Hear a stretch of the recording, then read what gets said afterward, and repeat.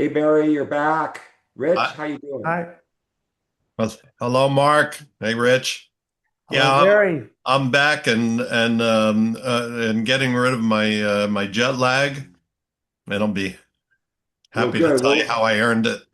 good. Well, let's talk about it. This is really our first podcast where the three of us are on, and I'm excited about it. I'm excited to hear, Barry, about your trip to Israel, what's going on with Airway in other areas of the world. Barry, you know, you're my original partner in crime when we started the AMR, We are OGs, you know that? long time ago. Yeah, no one But was doing that. This is way and back when.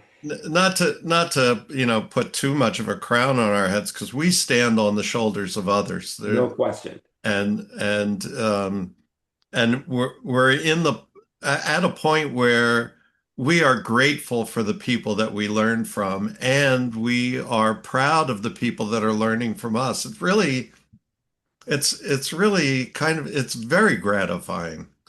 And as we see the awareness of airway becoming bigger and bigger the world over, um, and as we see patients and parents understanding that this is now something that they need to look at and see in their children, and they're coming in and asking for it. It really is. I don't know how you define a tipping point when you're in the middle of it. I suppose you Well, it's look back satisfying. on, Yeah, yeah, it's but satisfying. I And just to remember, we did these podcasts before they were podcasts. We did 85 spreecasts. Precast, yeah, And we had a global following. And just to underscore this point before we move on to introducing Rich again, is what we learned. One of the things I think we've talked about is from all these different people from all over the world, different stripes, different disciplines in healthcare, talking about airway very early on. Everyone has a perspective, whether you're an osteopath, an ENT, a pulmonologist, sleep physician, orthodontist, et cetera, et cetera, et cetera. yeah. Everyone has their perspective. And what we learned is we gained that knowledge from all of because we were open to it.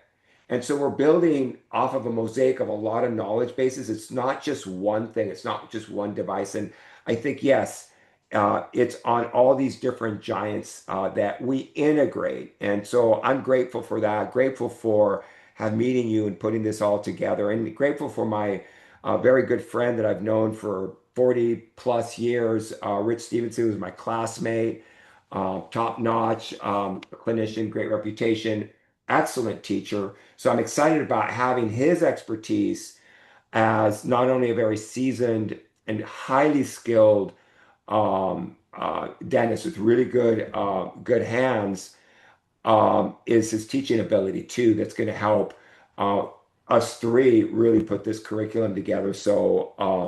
Rich, I'm glad that you're in this airway as well. So we're the three in the Nexus, Airway Nexus. So Yeah. Well, it's an honor to be here. It really is. And I have no mark for, oh my gosh, you're right. I can't believe it. The 40 years. 44 years. Yeah, Yes. but I can see why you and Barry get along so well. The previous podcasts that we did together, it was just sort of a natural flow of things and ideas. And when you have the same uh, mission in Hmm. life as professionals, you're kind of all running in the same direction, and there's a lot of joy with that. There's a lot of things that we can share along the way, and I think we can, as we all want to do, we want to leave a positive imprint. And I think that we've all somehow found this cohesion of like-minded individuals in our desire to help people breathe and help people live longer and better quality of lives. So Yeah, that's right. And getting together with people who do have that mission, yeah, really, it is empowering in the sense that just the mood of these conferences, the attitude of the people that are there seems to be so light and uplifting. Um, Well, that's tell us not about it. always the case in professional, Uh, Congress or conventions where people are dressed up in their best shoes and suits because they want to show off how well they're doing and talk about their production and I don't know. I don't need. All the ego stuff, and that's just the human condition. Yeah, But Barry, you just to it is. for our audience, just to let them know, they may not remember if they didn't listen to the previous podcast. You were last time we were talking about how you were off to Israel for a junket on a airway focused Congress. Tell us a little bit about how that group started. Tell us a little bit about the details of the meeting and Yeah, and how it went. this really it's such a good example of what we're seeing the world over. I mean, it's not particular to my experience or this country, but someone in Israel that has been involved in lactation and tongue tie work for quite some time, and he's been at a number of the AAPMD and the IOM conferences and so forth. That he knew of me, and one of his students wanted to learn more about Airway and came to visit. She spent a couple of days watching me in the clinic. We had some dinners together. She said, I would love you to come to Israel. And being Jewish, I have fondness and a little bit of experience with the country, not that much. I've been there as a tourist for a couple of times. I said, yeah, get together 5 or 10 people. I'll come over. We'll talk cases. I'll tell you what I'm doing. When I got there, there was a conference waiting for us of 161 practitioners of all stripes. They had put together an interdisciplinary forum, filling up the auditorium at the medical center in Tel Aviv. And it was one of those uplifting conferences. Why? Because there were a lot of people, just like here, that are involved in treating early, treating well, helping kids grow up healthier, that feel as if they had been fighting this battle on their own.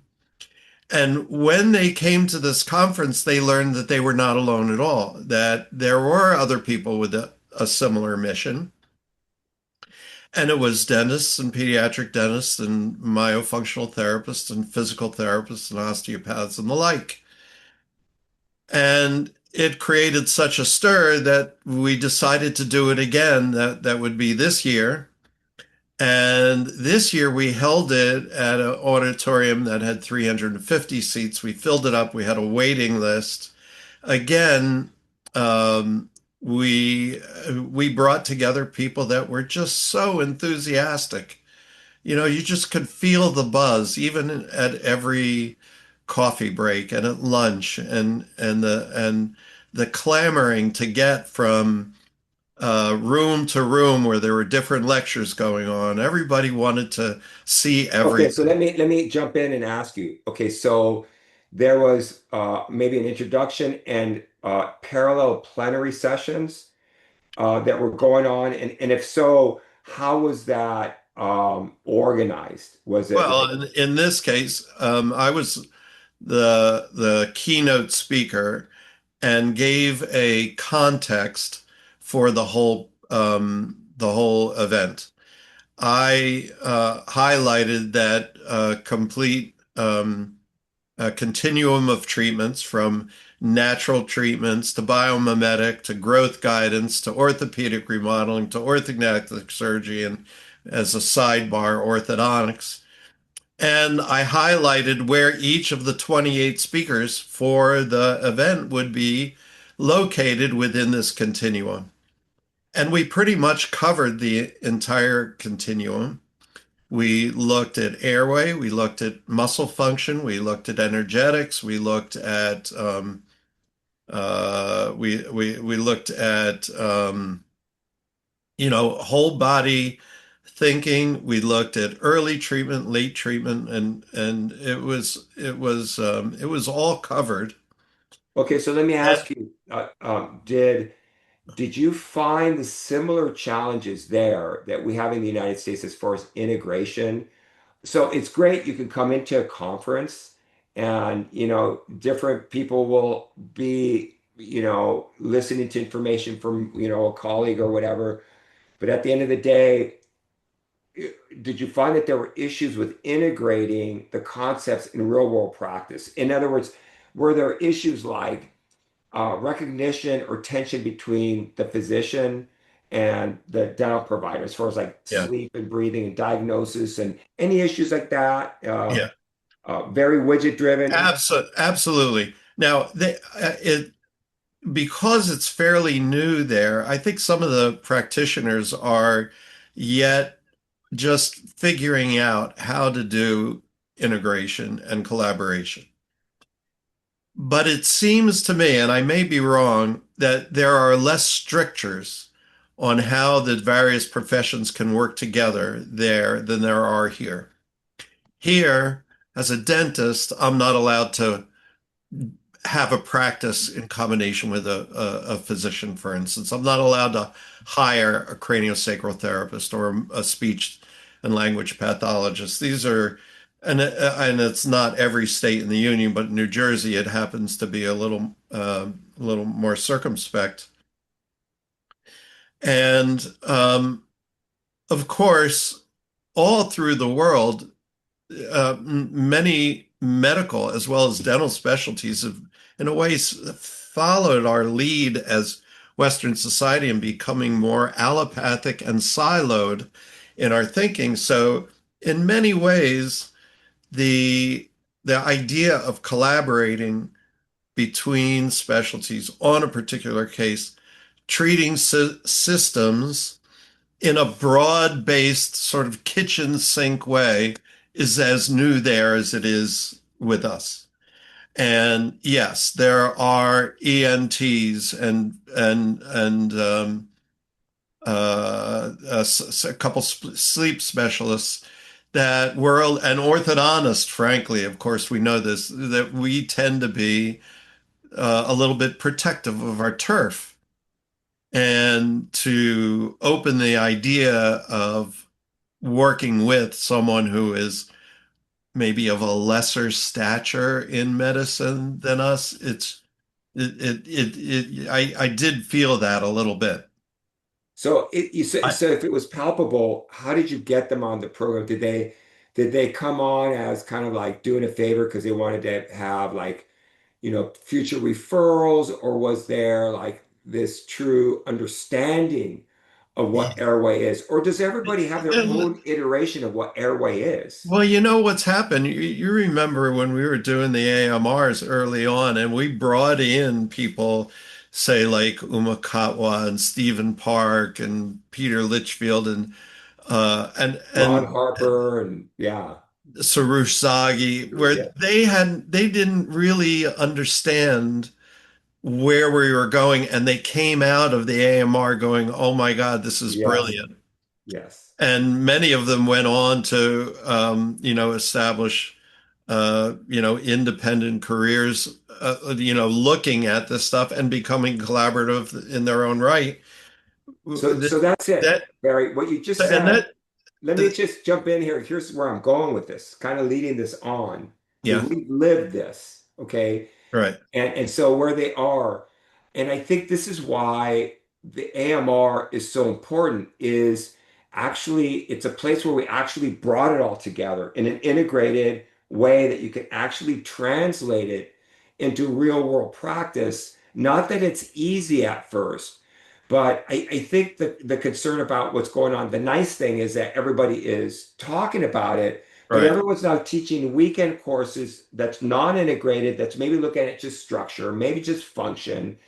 And I think we need the mortar between the bricks. And that's where I'm kind of going with it. Yeah, It's yeah, yeah. like you're saying that's the same thing going No, on. I agree. And many of the airway conferences that we see, the ones that last for a couple of for a weekend, a couple of days or whatever, they bring together lots of people with lots of thoughts, lots of energy, and you listen to what they have to say about what they do, and it is very enlightening. It's like, oh, I didn't know you could do that, and that might be helpful for my patients. Let's work together.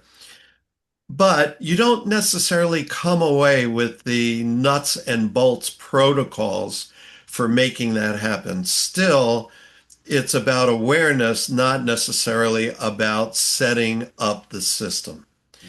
And um, I mean, that's why you and I and Rich now are involved in this because we want to create a workable protocol that can be exported into a practice where somebody can say, how do I make this happen? Right. So it's So, at the end of it, providers will go to continuing education to learn how to extend their services and provide better and better care. So with that said, let me bring in the expert in education here, Rich. You've been in this for a while and you've kind of gone through that process of kind of first the aha moment and then piecing the different pieces together. And now it's really like, how do we now teach it? So tell us a little bit as an educator, how you see this different from like the normal curriculum, or do you see that it's different? It may be the same. It's just that maybe that structure in the allopathic model, the traditional way of teaching doesn't exist yet, but that we could just really create that. What are your thoughts as an expert educator putting together programs? Yeah, I mean, standing back and looking at this from 30,000 feet kind of view, uh, having that integration in a way that gives people the confidence to make steps towards intervention, proper diagnosis, proper referrals, getting the proper team together, and actually doing the treatment. It's not happening anywhere, as you mentioned, and there's nothing like what we're talking about doing and what you guys have already done. There's a proof of concept. Clearly, it's far beyond a concept. It's a reality, and you've helped a lot of dentists pick that up and make that happen. What it seems to be a lot of what my specialty is in education is taking extremely complex, seemingly unresolvable dots that need to be connected and not spoon feed, but provide the learners with self these experiences of growth where they can get closer to assembling something that makes sense. And to me, that is going to be the challenge that I have to take what you guys have already built and make it even more scalable through just a few additions because the information is clearly there.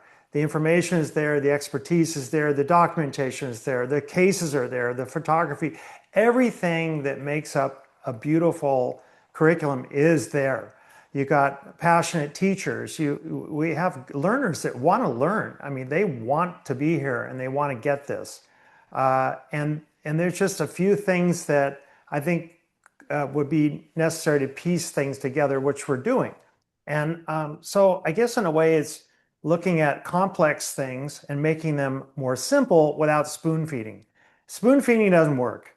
That's not going to be the kind of practitioner that's going to advance in this particular area. They're going to need to be brave enough to do the work, to have those moments of discovery, and we'll encourage them, though we'll work with them, but they need to own it, Mark. And I think you've told me that before.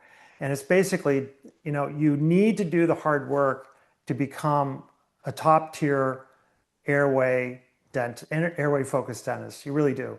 So I Do guess, you think, okay, so do you yeah, think it's a little bit similar to what we go through in dental school, except at maybe a postdoctorate level, in that when you go to dental school, you go in, you do your wax up, so you need to learn tooth morphology, right? And the physiology, you need, the histology, the gross anatomy, before you even get to the point where you can inject someone. You can't go in there and just give someone a block, an IA exactly. block, without understanding not only the anesthesia, but also, the armamentarium and everything. And so that's just one example. I think Airway's a little bit like that. You can't just go in and I agree. start placing a marpy No. without, I mean, you've got the knowledge of some anatomy, but really understanding the indication. When do you do it?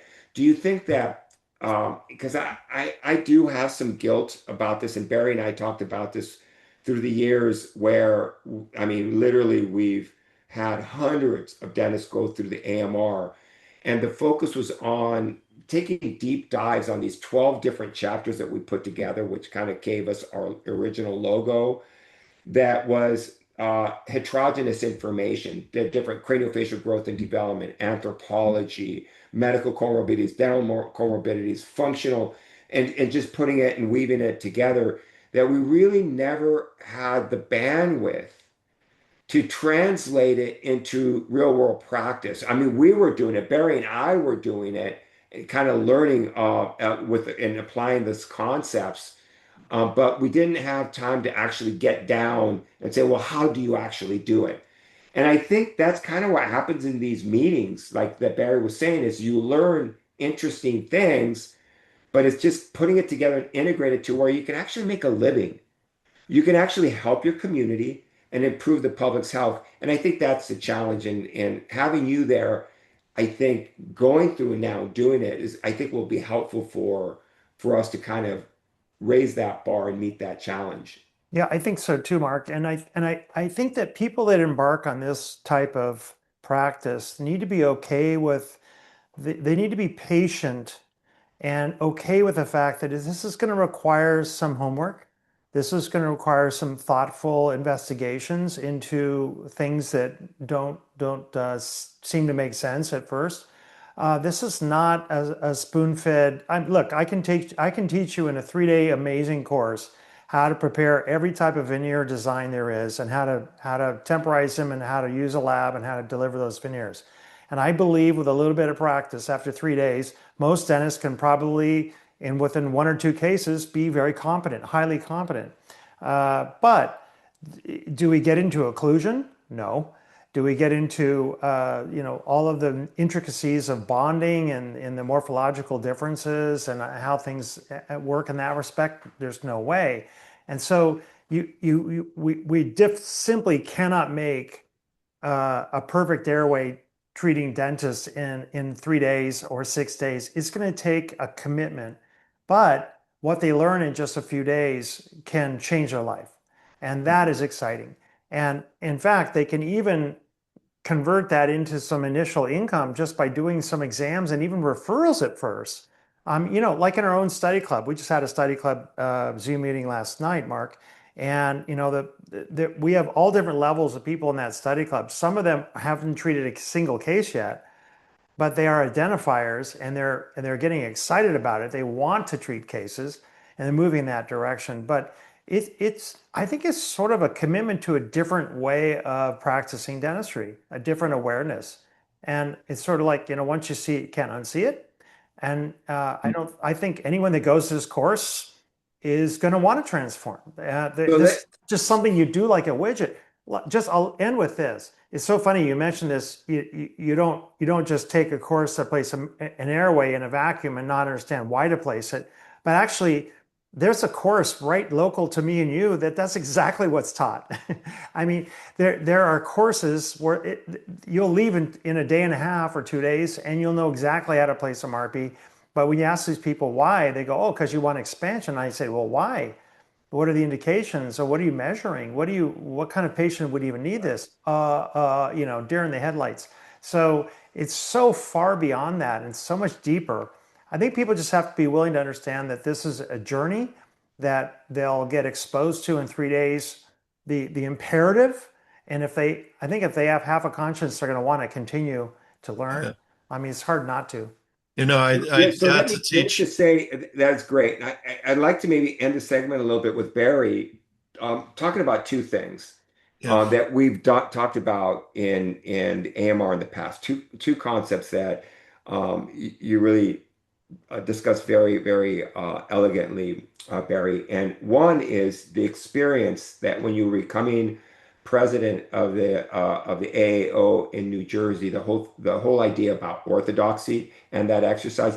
I wanted to kind of talk a little bit about that because that's something that everyone's going to be challenged with, number one. And number Yeah. two, the challenge that dentists have that's different than a physician, that we're taught about perfection and margins and measurable concrete things Right. and getting things, whereas Airway is more like the physician where you're just trying to get the patient better. Can you talk about both those things? Maybe start with the Yes, absolutely. orthodoxy. That's just where I was going to go too, because while I was in Israel, I got to teach at three of the universities. At the Tel Aviv School of Dentistry, there was the orthodontic department and the pediatric department. They came together, and I love doing that because I love getting the orthodontists to understand that they need to be working hand in hand with the pediatric dentists and vice versa. And I got through the lecture, and one of the faculty from the orthodontic side raised her hand and said, "You know, it sounds like you're talking about a completely different profession." And I said, "You know what? You're right. Yeah. In a way, it is." One of the slides that I had used said, looked at this idea that when a patient sits in front of an orthodontist, the first thing we do is say open, and we look at the teeth. And basically, if you see crowded lower incisors, you know you're on the right track.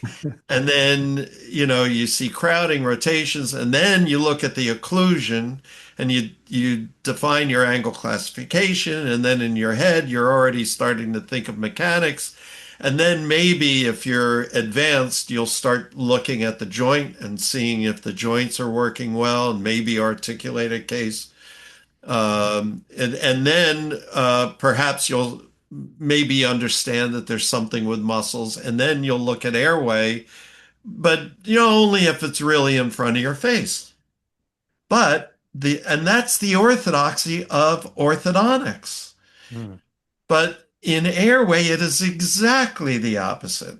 The orthodoxy here is look at the whole person and how they're breathing, because the way they breathe day and night will set up the either the optimal or suboptimal situation for the muscles next, the facial growth, the way the jaws grow, how the joints are functioning, how the teeth come together, and finally the alignment of the teeth.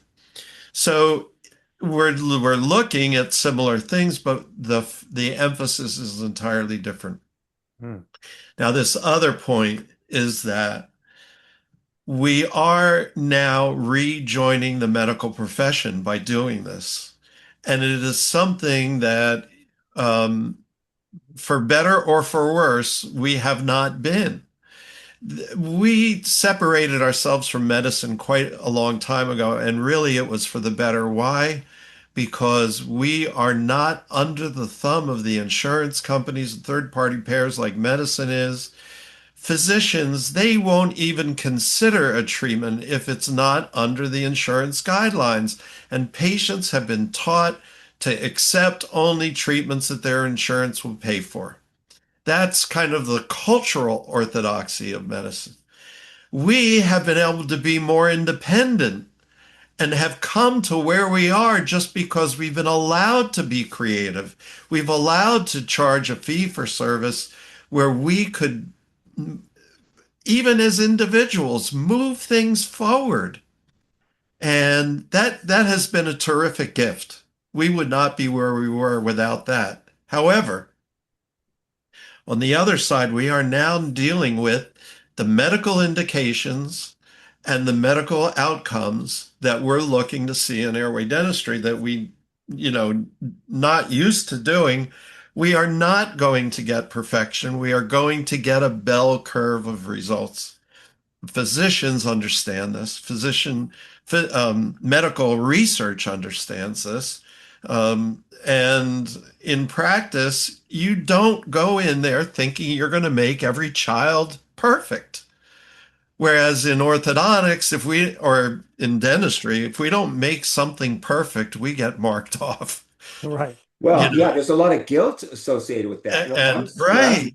that takes Yeah. away joy from practice as a dentist. It's not coincidental that everyone always says, at a cocktail party, yeah, you're a dentist. You guys have the highest suicide rate, right? And so that's kind of like that moniker. And Yeah. and whether it's true or not, I think a lot of it is what's drilled into our DNA. First of all, how you're selected to go to dental school. And then the competences that are driven into you about excellence and those outcomes, Right. the bell curve doesn't exist. You're either an A or you're not that great of a Right. and then you carry that guilt with you if you don't have your line angles, or if you've got an overhang, or if you et cetera, et cetera. And Or with they air, still have snoring. yeah, Or right. And so we have to change that. To tell a little bit about the story about the orthodoxy when you went through that exercise, the guy that tell you really quickly so we can wrap it up. All But right, fine, fine, fine, fine. So I'm president of the New Jersey Association of Orthodontists. They send me down to Washington for a president's indoctrination, or great, I get to meet some congressmen. We walk through the halls, get to see what what political action is about, and so forth.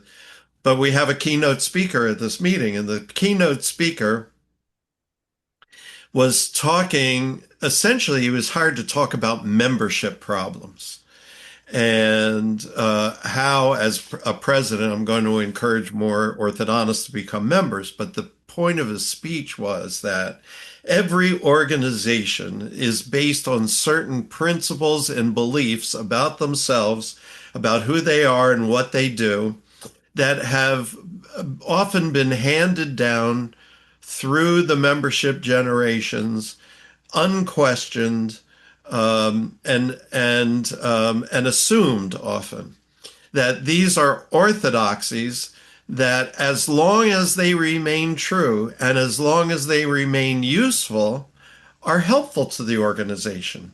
But many of the orthodoxies become somewhat antiquated. They are either no longer true or no longer useful.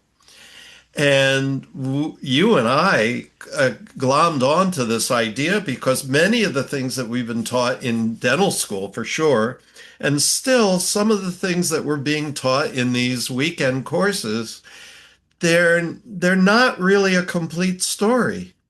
And genetics versus epigenetics, as an well, example. yeah, all these things that we polarize around, my God, in orthodontics between early treatment, late treatment, extraction treatment, non-extraction treatment, all this, it seems that humans just have to claim a side to be right. And yet medicine just is not like that. There are no certainties.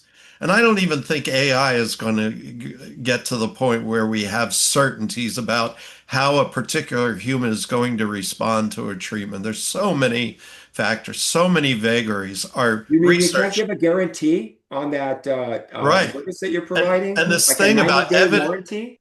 And this thing about evidence-based medicine, where you're looking at standards that have one dependent and one independent variable, because that's the only way you can really elucidate a problem, it forces us into a way of thinking that the body doesn't work that way. The So body can has a I can I million variables and a independent, and the environment has all these inputs. can So I let yeah, me go ahead. yeah, so that's great. Let me wrap this up because I'm gonna because so essentially I think the one thing about Airway, with everything that you say that's different, but that is, I think, very appealing to the patient, is that, first of all, it's very difficult to do airway treatment without a team. It's not like you could set up as yourself and do everything. It's just too complicated. So you do need true non-siloed, integrated, interdisciplinary treatment. So you need a team to make sense. Otherwise, it's partial treatment, or your outcome will be compromised if you're just doing addressing structure without addressing function that's going to cause a relapse, for example. Yeah. But then the great thing I think about it for the patient is that the most important team member is the patient. Mm. They're very involved. In fact, I'm very reticent if I have an uninvolved patient. In airway, I just don't find that to be the case. They're really involved. They really want to be.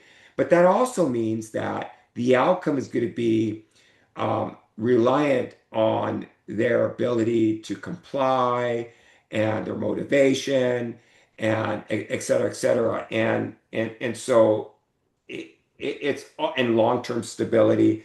So it is a very different way to wrap this up in a bow. It's a different way of practice, but I have found it to be the most rewarding. I'm having more fun practicing, and it's so much more rewarding what our patients and the staff feels, the energy every day, because you fix one person in the family that's got the airway, whether it's the spouse that snores and has to sleep in another bedroom that now could be united with their spouse, or the kid that's bouncing off the walls that you fix, that now there's less of that stress in the household. Super rewarding beyond the actual individual treatment that we get remunerated for. So I think this is a great podcast. Thank you for telling us and reporting Yeah. back on your trip here. And maybe let's just end with each of us talking a little bit about Rich. What was your learning moment of the week this week?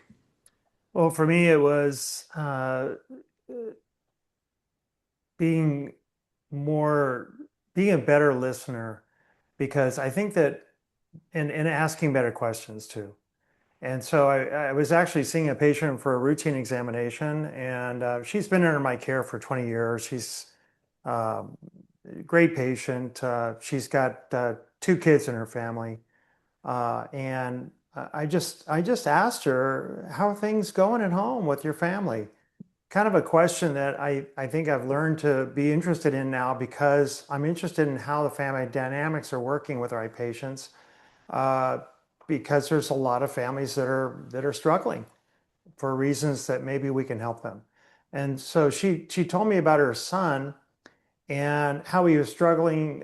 He's been to an orthodontist, he's been to a myofunctional therapist, and then he's been to an ENT, and he had some nose surgery done. And I think he's ended up with empty nose syndrome. And this kid is in trouble. And I got this whole report from her because I asked her how things are going at home and what's the family like. And what she basically told me was, this is something that we can really help this child with. So not only is that child, but another child already on my schedule to be seen for airway assessments. And I Awesome. think, yeah, I mean, it's just amazing that we can be better practitioners by taking a deeper dive into true interest in what's going on with our patients, and just take a moment to sit back and listen. And boy, she just came out with this whole story. And the thing that's interesting is I see her all the time. She comes in every 4 months for a recare. And I've never had that conversation before, because I just didn't know what questions to ask, you know? And it was really, that was really cool. Yeah, that's really cool. It kind of underscores what Barry was saying, describing the orthodontist. Open your mouth and you look at the teeth, and how that's what we're trained to do. Mm. We treat the structures, we don't treat the patient. And with airway, you are taking this global approach, and so that makes me so happy, Rich, to hear that, because that's the joy that I'm talking about. And they open up now, and then they come in and then they refer patients that have that expectation that you're going to ask those questions, because they're not getting it from their primary care physician or from the specialist or whatever the case may be. Barry, what was your week's learning moment? Well, I talk about this continuum of treatment. Um, I tend to favor the the treatments that are on the more natural biomimetic side. I think from a wellness point of view, that's the way the body wants to be treated. On the other hand, when there's a lot of damage, we know we don't want to wait for the body to heal itself. We have to jump in. So I'm working with a 55-year-old man who has had sleep fragmentation and a narrow jaw, and he's come to the idea that he wants to open the airway. I'm doing MARPI. But I have a certain schizophrenia about the MARPIs. I love them because of what they do. They're amazing. We're actually addressing the skeleton where the skeleton needs to be addressed. This idea of pushing on teeth that hard to split the palate, that's almost, barbaric. But at the same time, these appliances, they are so rigid that they are, I don't think we can help but bind up cranial rhythm when we screw those things in.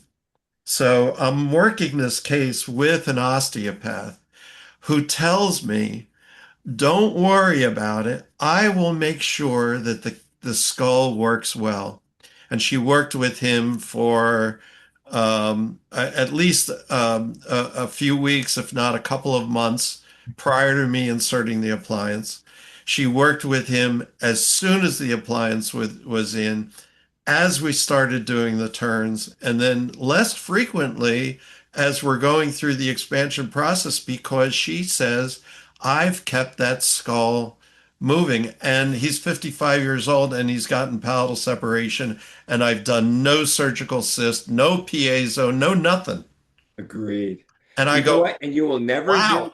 that. That is wow. You'll never hear that from any of these MARPE courses or any of this. It's not even on their radar screen. And that's what I do. I refer wherever possible patient to do some cranially trained osteopath. And I have found when they mobilize those sutures that the midline suture opens much more easily with less discomfort. But Yeah. then, you talk to other people where it's like, it's just one other thing that they just don't want to do. They just want to but that's a very interesting Right. anecdote that you shared for the week, Yeah. Barry. Thank you. I had an How about interesting, you? I had an interesting interaction this morning. I had this guy that had been emailing me for the last couple of weeks and wanted to talk to me.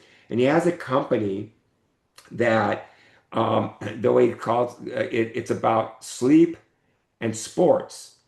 And he's kind of, saying that this is his space and this and that. And in my mind, I'm kind of going, okay, I don't have time but I want to give him, some courtesy. And I'm always curious and open.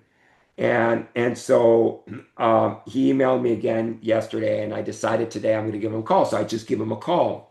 So he's got a company that is all about different mouth tapes and different ways to help people sleep better, Hmm. different nose appliances to All open the gadgets. airway and everything. And so I started talking to him about it. And, obviously he had very limited exposure. I was telling him a little bit about, mouth taping back in the day, when everyone thought it was crazy, and now how we are now. And, some of the words of caution, even the medical literature, they're very cautious about it. And it's interesting that he still hadn't necessarily connected the dots that the sleep problem was really a breathing problem, but his focus was on the breathing. Yeah. And so we finished talking, and he, really appreciated a lot of the information, and he's going to send me information that if the product line is great as adjuncts for my patients, that's fantastic. But this is the state of the art now, where people are now having product lines Mhm. on things that are trying to help us, breathe and sleep, whether it's a Navage or it's a different type of tape or whether it's a nose magnet. So we've come a long ways, and I think this podcast is great that we could talk about that history and really moving forward. I think we'll end with maybe Rich talk a little bit about the mini residency and how people can learn more about it if they want to get into For sure. into Yeah. the deep training and actual hands-on treating patients, because that's really how you learn it, is hands-on. Well, that's right. Well, the AMR 3.0 first session is January 16 through 18, 2026. That's a Friday through a Saturday. It's 3 full days, and we don't mess around. It's not lightweight. We get in there early and we stay till it gets done. You know what I mean? But don't worry, we feed you incredibly well, and And we too lecture while well, you're too eating. well. And for you dentists out there, I know the physicians that will be attending will have to get some kind of documentation from us, but we do have American Dental Association CERP approved and AGD PACE approved courses, which is amazing. We have them both. And that's just part one. And then we have a part two in the first weekend in May for another 3 days. And then from there, we move into the Nexus, where we have tons of modules on everything from MARPEs to pediatric cases, interventions, ALF, and we're going to go through all of the orthotropics and what have you. So we have a big, boilerplate of things that people can look at. But it all starts with that first session, January 16 through 18, here in San Dimas, California. We are wedged between kind of Ontario and downtown Los Angeles. People usually fly into Ontario Airport in California, not the one in Canada. I was on a flight once, no lie. This is the craziest thing. I was on a flight back from, of all places, New Jersey. So I don't know what that's, but I was flying from New Jersey back to Ontario, California. Nothing And a direct. person got on the plane and they said, "We're going to Ontario, California." She says, "I thought we were going to Ontario, Canada." And she got off the plane because she booked the wrong ticket. Isn't that crazy? Anyway, Wow. so make sure you come to the right part of the United States and not to Canada. Yeah. But I'm super excited because we also have a very vibrant, active airway clinical study group that meets here and treats patients. So those people that want to have that additional patient experience of hands-on, that's possible. But even during these first two modules, there'll be demos on patients and all kinds of Dr.